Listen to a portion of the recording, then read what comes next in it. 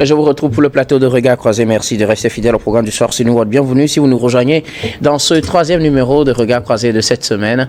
Encore 4 sujets à aborder avec nos invités. Nous parlerons d'abord du Mali. Transition, le Parrainat réclame une nouvelle feuille de route. Notre deuxième sujet concerne le Nigeria. 20 milliards de dollars américains économisés grâce à la suppression des subventions au carburant. Troisième sujet, République démocratique du Congo, polémique autour de l'évaluation de l'état de siège. Puis nous terminerons bien évidemment par le Togo. Le Conseil des ministres adopte une loi de finances de 2394,2 milliards de francs CFA pour 2025. Et pour en parler ce soir, 3 invités sur ce plateau avec moi. Dieudonné Sewanou, vous êtes journaliste et directeur général d'Elia Service. Bonsoir Dieudonné et bienvenue. Bonsoir Guillaume. C'est encore un plaisir pour moi d'être ici. Merci beaucoup à vous d'avoir répondu à notre invitation. Merci bien. Notre deuxième invité ce soir, Germain Pouli. Vous êtes journaliste, directeur de publication de Togo Réveil. Bonsoir Germain et bienvenue. Bonsoir docteur, bonsoir à tous les téléspectateurs de New World. Merci pour l'invitation. Merci beaucoup à vous d'avoir répondu à notre invitation. Troisième invité pour ce plateau, Firmet Ekoagbo. Vous êtes journaliste, chroniqueur politique, également le directeur du Centre de recherche de géopolitique internationale, Firmet Ekoagbo. Bonsoir Firmet et bienvenue. Bonsoir Guillaume Hall, merci de m'avoir invité. Avec vous, nous allons aborder notre premier sujet en prenant la direction du Mali pour parler de cette transition en cours. Le Parrainat réclame une nouvelle feuille de route.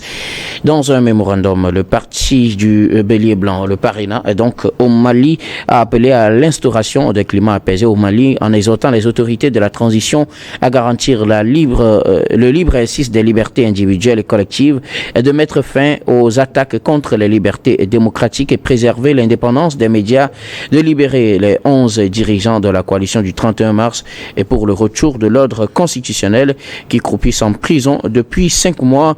Il nous demande en outre la libération de tous les prisonniers politiques et réclame aux autorités le retour des exilés et politiques et la mise en place d'une commission pour réfléchir sur une nouvelle feuille de route pour la transition.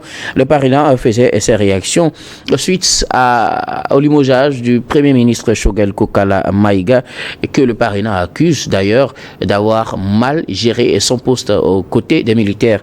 Durant cette transition, il faut noter que depuis sa nomination, le Parrainat s'est toujours exprimé contre les positions du Premier ministre malien. Pour lui, sa gestion a été plutôt une occasion de recul pour le Mali. Ce mouvement demande une nouvelle feuille de route pour la transition et le retour de l'ordre constitutionnel. Nous en parlons avec nos invités. Je veux bien commencer par vous, Dieudonné Sewanou. Le Parrainat, ce parti ou bien ce rassemblement d'hommes politiques au Mali réclame une nouvelle feuille de route pour la transition. Pour lui, peut-être la transition est sur la mauvaise voie, surtout avec ce limogeage du Premier ministre Choguel Kokala Maïga et son remplacement.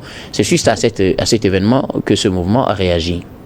Oui, Guillaume, il faut comprendre que depuis un moment, la vie politique au Mali a pris une tournure qu'on a du mal à définir exactement. D'aucuns parleraient de confusion et d'autres encore parleraient des responsabilités prises au niveau des militaires, surtout avec ce limogeage, vous l'avez dit, du Premier ministre Choguel Maïga. Eh bien, il faut aussi comprendre que c'était un choc pour la plupart de ceux qui applaudissaient ce ministre ou alors ce chef du gouvernement, compte tenu de ses interventions devant les tribunes des nations, sa verve dans les déclarations et tout ce qu'il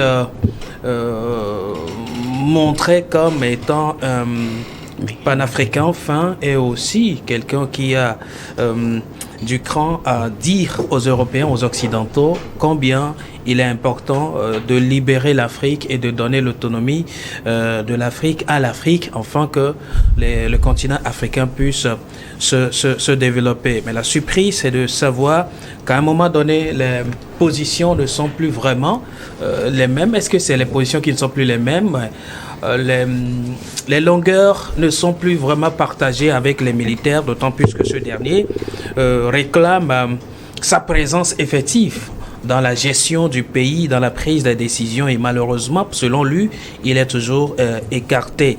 Et le tremplin, c'était son limogeage la dernière fois. Et donc ceux qui étaient dans l'ombre, qui critiquaient bien évidemment sa position ou alors sa politique, ont refait surface maintenant pour faire comprendre que c'est eux qui avaient raison. Est-ce que le malheur de Maïga faisait le bonheur de certaines personnes? On saura le dire. Mais c'est le moment pour ce regroupement de partis ou alors ce rassemblement de partis de revenir encore à la charge et dit clairement ce pourquoi ils ne voulaient pas la politique de Maïga, parce que selon eux, Maïga n'était pas un rassembleur. Dans certaines de leurs déclarations, les discours de Maïga n'étaient pas trop rassembleurs et il faut aller à une autre chose. Maintenant, au-delà de ces critiques portées à l'égard de Maïga qui est aujourd'hui déchu, ils reviennent sur une nouvelle feuille de route. Et là, je me pose la question si finalement ce regroupement de partis n'est pas sur le point de rejoindre la position de Maïga en réclamant une nouvelle feuille de route aux militaires au pouvoir, car c'est en quelque sorte l'un des esprits des déclarations qu'on trouvait trop osées du Premier ministre, et ce qui lui a valu d'ailleurs son limogeage. Alors si un regroupement de partis aujourd'hui sort, ou un parti politique sort aujourd'hui, apprécie et félicite ce limogeage entre guillemets, ils l'ont pas dit explicitement, mais ils se réjouissent de ce limogeage et au même moment revenir sur presque les mêmes demandes, les mêmes sentiments de celui qui est limogé. Là, je me pose un peu de questions. Alors là, il faut comprendre une chose. Le Mali aujourd'hui, au vu aussi des prouesses que les militaires ont fait jusqu'ici en libérant le pays et en faisant soit une politique de développement qui est d'ailleurs sur un bon chemin au Mali, il y a lieu d'aller beaucoup plus à une table de discussion inclusive. Et je crois que c'est tout ce que cette différente déclaration semble dire en un mot. Il faut aller vraiment à une grande table de discussion qui n'exclut personne, afin que le Mali retrouve plutôt ses lettres de noblesse et sur le chemin du développement. Je trouve un peu de contraste dans la sortie de ce regroupement Parena, et puis aussi dans leur demande de nouvelles feuilles de route, car cela faisait partie bien évidemment des demandes de Choguel, sauf que Choguel trouvait que tout se faisait sans lui. Alors moi je me dis, et je le répète encore, c'est cette expression de vouloir être aussi à la table, et je crois que les militaires doivent faire la somme des choses maintenant. Il ne s'agira pas d'écouter un parti et aller aux décisions, mais plutôt faire la somme de ce qui s'impose sur le terrain pour dessiner une autre trajectoire. Vous n'êtes pas sans savoir que le Mali s'apprêtait à aller aux élections. Et malheureusement, avec les derniers incidents, je doute fort que les calendriers soient encore maintenus et aller aux élections dans les délais. C'est encore une autre démarche qui va recommencer. Maintenant, si Parena demande à ce qu'il y ait une autre nouvelle feuille de route qui soit adoptée, vous voyez que le processus risque encore d'être long et d'aucuns vont sortir encore pour dire que les militaires ne veulent pas quitter le pouvoir, c'est eux, ils veulent rester au pouvoir, alors que c'est les situations, malheureusement, qui les maintiendraient là. Donc, il y a lieu de dire qu'il faut revenir sur une bonne table de discussion pour ne pas laisser l'ennemi s'écouer et laisser tomber l'essentiel pour lequel les militaires sont arrivés, ce qu'ils sont en train de faire très bien d'ailleurs. Alors, Firmin Teko Agbo, ce parti politique, le Parena, dans son mémorandum rendu public ce dimanche, réclame d'une certaine manière une certaine réorganisation de la transition et aussi une feuille de route. Il se réjouit, comme le disait Dieudonné Sehonou, d'une certaine manière, même si ce n'est pas dit clairement comme ça, du limogeage de Choguel Kokala Maïga, qui n'ont pas vraiment porté dans leur cœur. Ils l'ont accusé d'avoir provoqué plutôt le recul de la démocratie au Mali en travaillant aux côtés des militaires. Ces militaires l'ont limogé. Ils demandent une nouvelle feuille de route.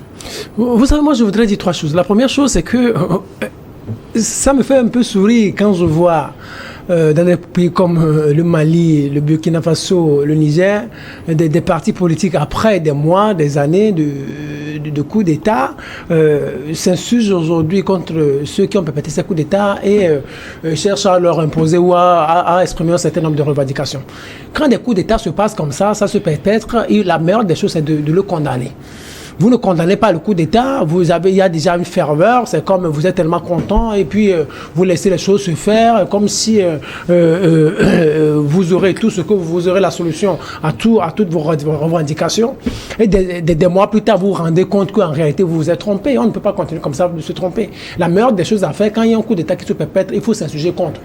Et ne jamais l'applaudir. Sinon, vous allez toujours subir les mêmes choses. Je ne veux pas me répéter, mais c'est-à-dire, entre-temps aussi, c'est comme on en a parlé ici, ce qui se passe au niveau de la Guinée, au niveau peut-être même du Burkina Faso, où des gens avaient applaudi des coups d'État. Après, des partis politiques se lèvent et disent non, ceux qui dirigent là, ils font restriction de liberté, ils emprisonnent des gens, ce n'est pas bien, ce n'est pas... Mais attendez, nous ne sommes pas des enfants. Vous n'êtes pas des enfants. Soit si vous entrez en politique, ça veut dire que vous êtes des responsables. Vous mesurez toute l'ampleur de toutes les décisions qui se prennent, que vous prenez ou que vos adversaires prennent. Il y a un coup d'État au Mali, vous avez applaudi aujourd'hui, vous dites que non, les militaires ne font pas bien, tout ça là. Moi, je me dis qu'en réalité, vous n'avez pas assumé vos responsabilités. La meilleure des choses à faire à l'époque, c'était de condamner le coup d'État. Et aujourd'hui, vous le subissez. Et bien, vous pleurnichez sur le dos de qui? Sur les épaules de qui? Le parrainage, mais vous avez accepté. Vous n'avez pas condamné dans les premières heures. Maintenant, aujourd'hui, vous dites quoi? C'est comme, ne sont pas naïfs en politique. C'est-à-dire que vous remettez le pouvoir à celui qui a déjà un pouvoir, le pouvoir militaire. Les militaires, les gens ne savent pas ce qu'est un homme en treillis. C'est un pouvoir, le pouvoir militaire. Il n'a pas démissionné de l'armée pour se constituer ou pour se mettre dans la posture de civil pour se présenter à quelques élections. Il a ce pouvoir militaire. Et ajouté à cela, vous le remettez le pouvoir politique et le pouvoir économique, il va vous écraser. Et maintenant, nous sommes dans cette situation, on est en train de vous écraser, après vous pleurnichez sur les épaules de qui? Pas en tout cas, pas sur mes épaules, parce que c'est vous-même qui avez voulu ou tendu la perche à cette situation. Mais alors, que faut-il faire? 2020, c'est passé, 2021, c'est passé, nous sommes en 2024. Que faut-il faire? Le parrain réclame une nouvelle feuille de route, une nouvelle réorganisation de la transition, afin que les partis politiques aussi puissent avoir la voix, le retour des exilés politiques, libération des détenus politiques, plein de choses qu'ils ont réclamées. Oui, mais, que voulez-vous? Que pensez-vous de leur réclamation? Non, la meilleure des choses, c'est que ce qu'il faut, de la façon la plus simple, ce qu'il faut dire, c'est qu'ils sont responsables de ce qui est en train de se passer. Oui. S'ils avaient condamné déjà aux premières heures, le coup d'État, peut-être, ne serait pas arrivé à ce niveau. Qu'est-ce qui aurait changé? Oui, ça aurait changé peut-être si par exemple tout le Mali s'était mobilisé. Comme on s'est mobilisé pour faire partie IBK. Si tout le Mali s'était mobilisé pour dire non, on ne veut pas de coup d'État, mais on ne serait pas dans cette situation. Si on emprisonne aujourd'hui des gens... C'est le coup d'État justement qui a fait partie IBK. Pardon? C'est le coup d'État qui a fait partie IBK. Oui, c'est parce qu'en réalité, c'était quoi? C'était les militaires, non, pas les militaires. Les citoyens maliens ou les Maliens se sont mobilisés et le coup d'État est rentré dedans, on a fait partie IBK. Maintenant, on a encore eu un deuxième coup d'État. La meilleure des choses, c'est que les populations se disent en réalité, non, attendez, mettons fait un coup d'État, allons au gouvernement civil. Vous ne l'avez pas fait, maintenant vous avez laissé perdurer les choses, on a emprisonné des gens et après, vous êtes les premiers responsables. Les politiciens dans ce pays sont les premiers responsables de tout ce qui est en train de leur arriver. La deuxième chose que je voudrais faire observer, c'est quoi? Mais attendez, moi je me dis, Shogel Kokala Maïga, moi je ne l'ai pas compris. Hein. Moi je suis à sa place, moi, je n'aurais jamais fait cette déclaration. Je serais déjà juste allé voir le président de la transition, le général Goïta. Je lui dis, monsieur le président, je ne me sens pas trop bien, je veux me retirer. Et là, c'est fini. Après, vous allez rester quelque part. C'est que, il s'est montré trop naïf. Et la deuxième chose aussi, c'est là où j'ai été surpris, c'est qu'en réalité, Assimi Goïta est rentré dans le jeu de Shogel Kokala Maïga. Il ne devait même pas le limoger. Il devait même le laisser là, mourir de sa propre mort politique. Il a fait ce à quoi on s'attendait, il ne devait pas faire ça. Moi, je ne les ai pas trouvés trop responsables. Shogel ne devrait pas parler et Assimi Goïta non plus ne devrait pas le limoger. Maintenant, l'autre chose, c'est que... Rapidement, firme. Il faut dire qu'en réalité, Shogel Maïga, c'est-à-dire, il était avec les militaires, mais il n'avait pas le même agenda. Il croyait que les militaires arrivaient à un moment donné, allaient lui laisser le pouvoir. il avait son agenda politique. Juste dit qu'en réalité, ces deux entités, militaires et Choguel Kokala Maïga, n'avaient aucune ambition par rapport au Mali, par rapport au développement du Mali, par rapport à ce que vous appelez panafricanisme. Ce en quoi je ne crois pas. Le panafricanisme, c'est quoi? C'est chasser la France pour que le Mali retrouve sa souveraineté. Je n'y crois pas. En réalité, ce qu'on est en train de subir là, c'est parce que Choguel Maïga et les autres politiciens l'ont voulu. Ils sont les premiers responsables. Merci beaucoup à vous, Firmin Teko Agbo. Germain Pouli, le parrainat à ce parti politique du Mali réclame une nouvelle feuille de route, une nouvelle réorganisation de la transition, et s'inscrivant dans le cadre du limogeage de désormais ex-premier ministre malien Choguel Kokala Maïga. Oui, je crois que il s'inscrit un peu dans ce qu'a voulu commencer par faire celui qu'on peut appeler l'ancien Premier ministre de la transition malienne, qui commençait à réclamer des discussions sur la transition. La suite de la transition, c'est que les militaires probablement n'ont pas apprécié et l'ont tout simplement remercié. Maintenant, il faut savoir qu'il n'avait pas que des amis dans les rangs même de l'opposition de la société civile, avec laquelle il a travaillé longtemps jusqu'aux portes de la primature. Et donc, le parrainat et bien d'autres acteurs se réjouissent du limogeage de Choguel Maïga. Et donc, le parrainat fait cette sortie au moment où le nouveau gouvernement est formé. Et entre-temps aussi, il déplore le fait que les partis politiques et des acteurs importants n'aient pas été contactés en prélude à la formation de ce gouvernement. Mais on sent quand même que c'est un parti qui veut dialoguer, qui veut accompagner la transition, même si avec la formation du gouvernement, il n'y aura probablement pas de place pour ce parti dans le gouvernement, mais il veut accompagner cette transition. Il voudrait que le militaire peut-être revienne un peu, parce que le fait de virer le Premier ministre aussi, c'est un signal qui est lancé à la classe politique pour dire nous sommes là pour un certain nombre d'engagements.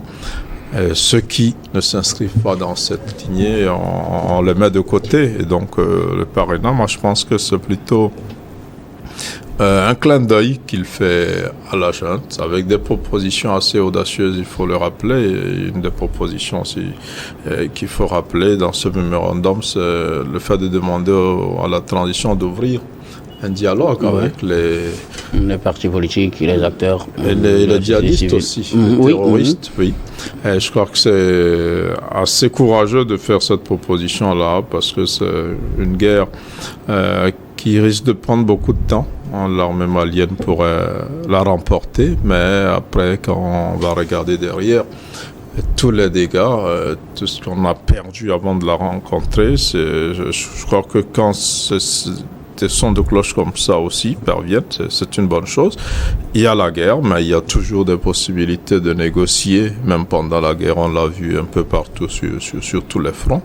Et vivement que ces recommandations-là, contenues dans ce mémorandum-là, soient prises en compte, parce qu'on ne voit plus le bout du tunnel par rapport à cette transition-là. On se rend compte que 4 ans après, les militaires sont là, probablement ils vont organiser les élections au moment où ils voudront.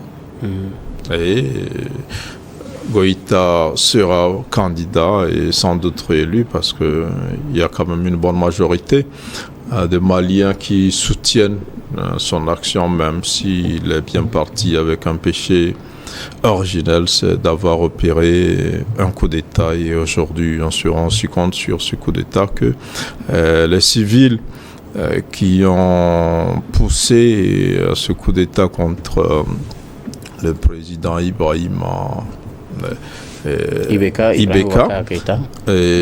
le regrettent aussi un peu, parce qu'ils se rendent compte que les militaires qui étaient applaudis comme des sauveurs sont en train de changer leur treillis contre le costume. On l'a vu Assimi Goïta lors des dernières sorties en Russie et ailleurs. Il ne porte plus le treillis, il est totalement en costume cravate. Donc c'est dire qu'il est entré dans la peau du du dirigeant, du président, du civil, et probablement donc il ira à cette élection et il n'y a pas de doute qu'il les remporte. Donc, maintenant, la classe politique se cherche et se dit que ses chances d'arriver au pouvoir sont très réduite et opte pour la voie de la coopération. C'est un peu comme ça que j'analyse cette sortie et ce mémorandum. Merci beaucoup à vous tous pour vos contributions. Nous allons marquer la première pause, puis on reviendra tout à l'heure pour la suite de cette émission.